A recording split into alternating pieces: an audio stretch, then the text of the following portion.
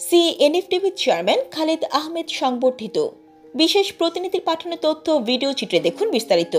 3 দিনব্যাপী আদর্শ girls high school পাবনায় বার্ষিক শিক্ষা ও সাংস্কৃতিক সপ্তাহের উদ্বোধন, ছাত্রী সংবর্ধনা, বিদায়, দোয়া মাহফিল, নবীনবরণ ও সাংস্কৃতিক অনুষ্ঠান 2025 এর সমাপনী দিনে নবীনবরণ ও সাংস্কৃতিক অনুষ্ঠান 2025 উদযাপন অনুষ্ঠান শেষে বিদ্যালয়ের পক্ষ থেকে সিএনএফটিভি চেয়ারম্যান খালেদ আহমেদকে এই সংবর্ধনা দেওয়া হয়।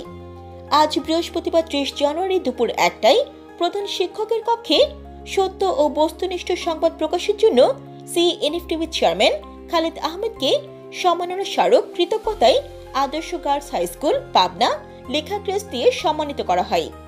এই সময় সেখানে উপস্থিত থেকে খালেদের হাতে ক্রেস্ট তুলে দেন বিদ্যালয়ের প্রধান শিক্ষক ওয়াহিদুর রহমান, বিদ্যালয়ের সাবেক সভাপতি ও বাংলাদেশ জুডো ফেডারেশনের নির্বাহী সদস্য এস মুস্তাকিম সবুজ, পাবনা বাস মিনিবাস মালিক সমিতির সাধারণ সম্পাদক রেহানুল ইসলাম বুলাল ও সাবেক প্রধান শিক্ষক আমানুল্লাহ খান।